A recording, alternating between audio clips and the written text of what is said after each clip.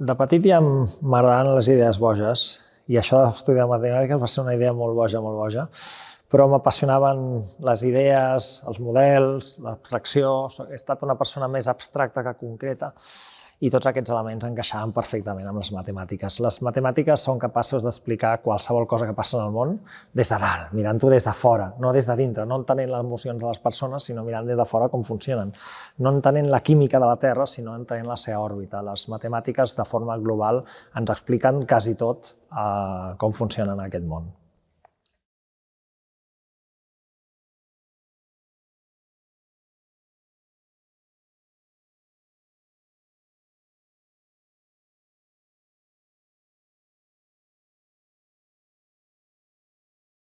Clar, la gent que no hi entén, o de matemàtiques o de música, pensen que són coses molt diferents.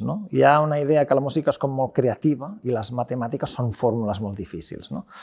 I no és ben bé així, perquè les matemàtiques també són molt creatives. Quan una persona s'enfrenta amb el repte de demostrar un teorema, ha de ser molt creatiu. No és aplicar una fórmula, és inventar, és crear una fórmula. Quan una persona s'enfrenta amb la creació d'una sinfonia, ha de ser molt creativa. Però a la vegada, quan una persona s'enfrenta amb la creació d'una sinfonia, també ha d'aplicar moltes fórmules. L'harmonia és molt estricta, el temps és molt estricte, la mètrica és molt estricta. Igual que amb les matemàtiques, quan tens la idea del teorema, després l'has de demostrar i has d'aplicar fórmules molt estrictes. Per tant, tant les matemàtiques com la música apliquen un sistema d'abstracció que es basa en la creativitat. Sense la creativitat, la música ni les matemàtiques no valdrien res, però que passat la fase creativa hi ha d'haver un procés molt científic i molt precís perquè això funcioni i funcioni molt bé. Les matemàtiques ens semblen avorrides perquè a l'escola ens les fan ser molt avorrides, quan les matemàtiques poden ser molt divertides. Hi ha moltes disciplines, com la biologia, que estan plenes de matemàtiques. Els patrons de creixement de les cèl·lules, els patrons de creixement poblacionals, les fractals, que hi ha moltes plantes i moltes petxines, diguem-ne, que neixen sota formes fractals, doncs hi ha moltes disciplines matemàtiques que expliquen coses concretes del món. En particular, la música, els grecs ja s'ho van inventar, tot el model d'afinació, tot el model d'escala que tenim ve dels grecs. Els grecs treballant amb els modes, amb l'harmonia modal, i ells ja van descobrir que al final la música és una cosa molt matemàtica. No sé si sabeu com funciona això de les notes. Agafes una corda, la parteixes per la meitat, tens una nota concreta, la parteixes per una quarta part, i al final les notes són una manera molt fina d'organitzar una ona que és contínua. Quan tu la ona la fas discreta, amb una fórmula purament matemàtica, estableixes les notes. Un cop tens les notes, hi ha una fórmula matemàtica que estableix l'harmonia, en terceres, en cinquenes, en quartes, en disminuïdes, i al final tot aquest component és molt matemàtica. Passat els grecs, molts segles després, al final hi vaig estar llegint sobre, per exemple, la música dodecafònica, que és aquesta harmonia que ja no es basa en els principis grecs, sinó que qualsevol nota pot ser un patró harmònic. Té un component matemàtic pur i dur, perquè estableix unes escales a partir d'uns patrons i després les inverteixen, les dupliquen, les tripliquen i a partir d'aquí crees uns patrons que són molt matemàtiques. El que sí que és veritat, que com deia abans, la música, tot i treballar amb patrons matemàtics, necessita la creativitat. Perquè no sé si heu escoltat mai, ara funciona una mica millor, però abans hi havia aquests programes de software que tu li deies i et creaven una peça de piano, te la creaven. I funcionaven, però li faltava aquest punt de creativitat. Per tant, les matemàtiques i la música necessiten aquesta creativitat i necessiten a la vegada aquesta intuïció i aquesta disciplina en aplicar models que són estrictes i funcionen. Els músics, jo em vaig formar en música, sobretot en música de jazz, vaig començar fent clàssic, però de seguida me'n vaig anar al món del jazz. Si els que improvisen amb jazz es deixen anar, és el fracàs absolut. En realitat, les improvisacions, que són l'hòstia, estan fonamentades perquè les escales sobre les quals estàs improvisant les tens tan interioritzades com a models que saps en cada moment a on pots improvisar i a on no. La música dodecafònica que t'explicava, que és et sembla tan caòtica, en el fons té unes normes molt estrictes. És com pensar que a la vegada que camines improvises caminant. Home, clar que improvises, perquè cada lloc que vas dones unes passes diferents, però tens tan interioritzat com has de donar les passes per no caure que te'n donaràs compte que segurament que per molt que improvisis, la teva manera de caminar sempre segueix uns patrons. El món del jazz és apassionant perquè aquest principi de l'harmonia i la melodia i la mètrica que un compositor de clàssica s'ho estaria pensant en un paper, es fa en directe, al moment. No és que no es faci, la improvisació no és que sigui inventat, és estar composant sota unes fórmules i una harmonia molt concreta, però fent-ho en el moment amb 5 persones a la vegada. És apassionant. Quan era molt jove, a més d'estudiar matemàtiques, vaig estar vinculat a molts moviments socials. Els moviments socials tenen la característica que volen ajudar les persones que a la vegada ajudin a transformar i millorar la societat on vivim, i vaig entendre que en moltes de les ocasions les persones necessiten un element catalitzador per millorar, per funcionar, per tenir un repte, per desenvolupar-lo. Va ser quan vaig entendre aquest fet sobre les persones i vaig entendre com gràcies a mobilitzar persones es podien aconseguir objectius, que vaig tenir la idea d'intentar sistematitzar una manera de fer les coses que se centrés en la persona, no en el resultat.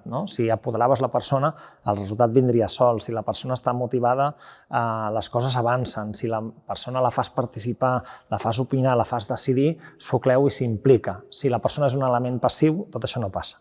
I fruit de tot això va néixer, quan tenia 20 i pocs anys, va néixer aquesta idea de la tecnologia centrada en la persona, la tecnologia que ajuda a les persones a apoderar-se i a ser millors i a fer-ho millor. Estem en un moment àlgid de la revolució industrial i moltes de les paraules que jo he dit algú les pot esmenar. Hi ha moltes persones que creuen i pensen i defensen que la intel·ligència artificial, la robòtica, acabarà amb el treball de milions de persones.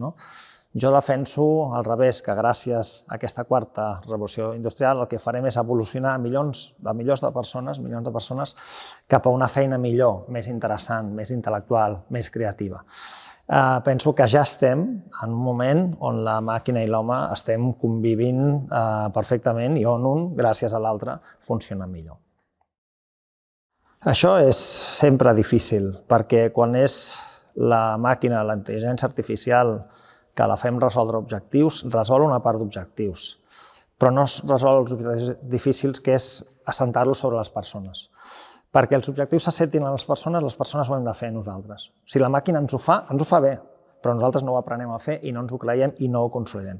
Per tant, aquesta part de resolució d'objectius l'hem de delegar en una part amb les màquines, però hi ha una part que segur que hem de fer les persones, com per exemple la música.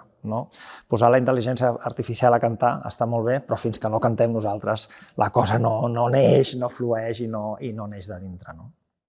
Soc músic per naturalesa, no tinc grans títols, però les persones quan naixem, ja veus un nen petit que sap ballar molt bé o sap parlar, jo de petit ja tocava qualsevol instrument i ja el tocava. Vull dir que soc músic per naturalesa. Vaig estudiar música molts anys, vaig fer harmonia, vaig fer instrument, però després la meva professió de consultor em va portar cap a una activitat molt densa i molt frenètica i no em vaig poder dedicar a la música.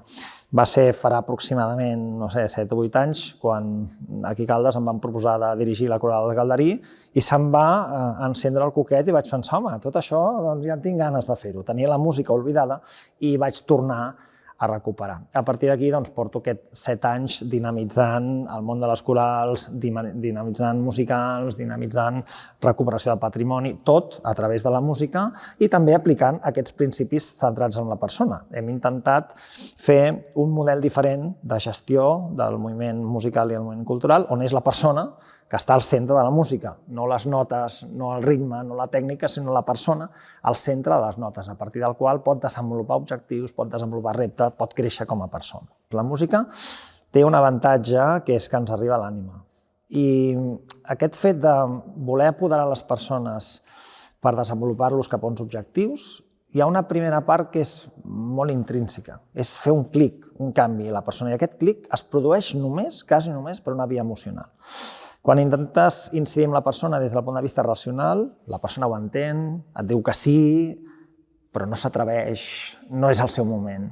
El canvi es produeix quan passa alguna cosa. Fixa't, pensa tu, penseu-vos algunes coses que us han passat importants a la vida. Moltes vegades és perquè ha passat alguna cosa. Se m'ha mort algú, m'he divorciat, m'he casat, he tingut un fill. Quan passa alguna cosa molt, molt, molt al teu interior, és quan se desperta una energia que et permet moure muntanyes. Això és el que ens permet la nostra manera de fer música. La nostra manera de fer música no és aprendre música estrictament per fer música. La nostra manera de fer música és aquesta, és desplegar a les persones, encendre'ls el coquet perquè s'atreveixin a fer coses a la seva vida que fins llavors eren impossibles. Hem tingut exemples, jo he tingut exemples de gent que m'estimo tant, que estaven en un moment molt difícil de la seva vida, que pràcticament no s'atrevien a sortir de casa, estaven quasi en una depressió o estaven en un problema emocional o mental molt important, i gràcies a venir a la coral, a participar, a fer els Miserables, a fer el Maricel, primer que s'han atrevit a fer-ho, és impressionant com una persona amb aquestes dificultats s'atreveix a presentar-se en un càsting i a fer el Maricel.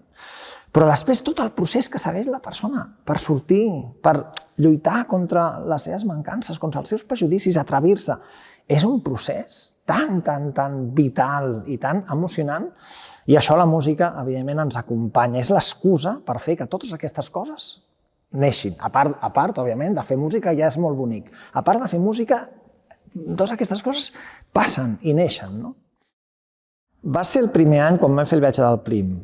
La llavor va ser entendre que allò que estàvem fent, com a coral del Calderí, encara una cosa molt petita, amb pares i nens de l'escola i algun professor, tenia un potencial enorme. Vam pensar que si aconseguíem fer projectes majúsculs, on no només la música fos l'element dinamitzador, sinó el teatre, l'escenografia, el vestuari, els mitjans, l'atrezzo, les llums, tot aquest projecte tan integral, atrauríem més gent.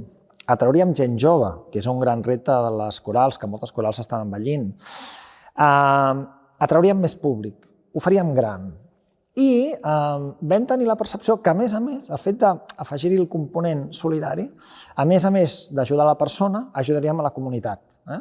El primer projecte, el Viatge del Prim, el vam fer pel projecte aquest de Mampatim, de Caldes Solidària, i va ser un exemple com gràcies a la música no només creix i evoluciona la persona, sinó creix i evoluciona la comunitat. Gràcies a la música es generen dinamitzacions comunitàries que fan que les diferents persones s'entenguin, creïn, cocreïn, ajudin els uns als altres.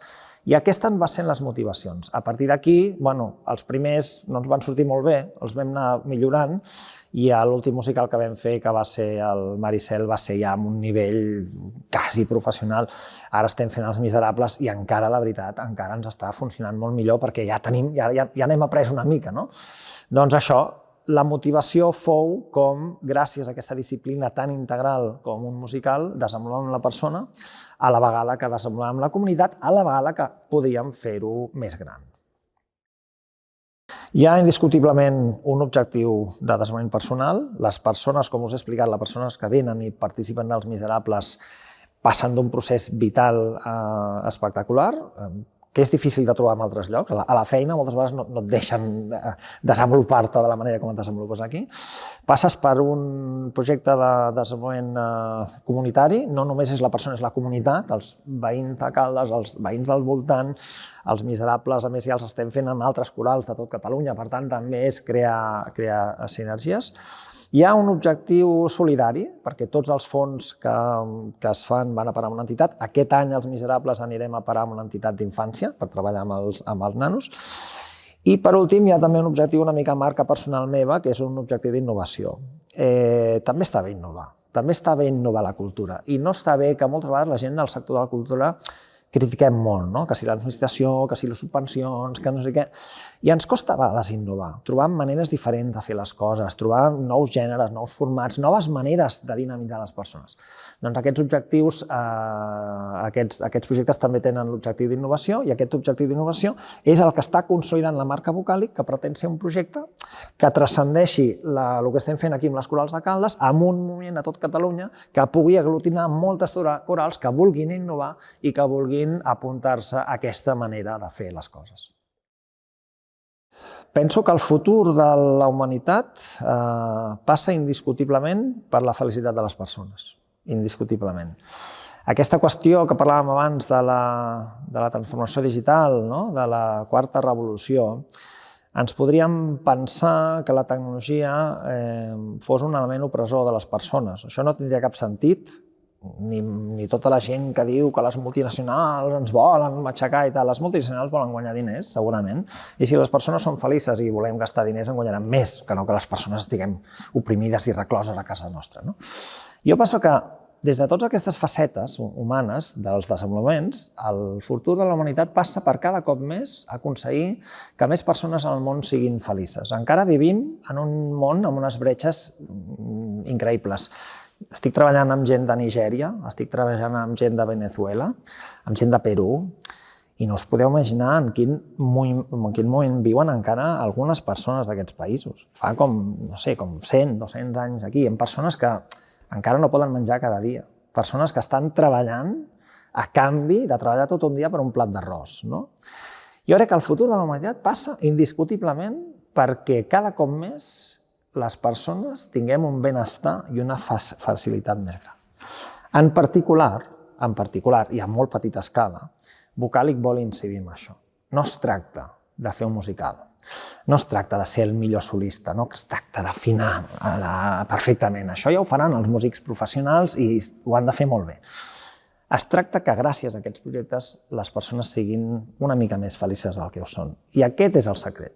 Vocàlic i la Coral Calderí està tenint un èxit importantíssim perquè les persones que hi participen, en definitiva, són una mica més felices. I això, ja dic, no et fa falta màrqueting per vendre-ho. Vols ser feliç? Apunta't a cantar.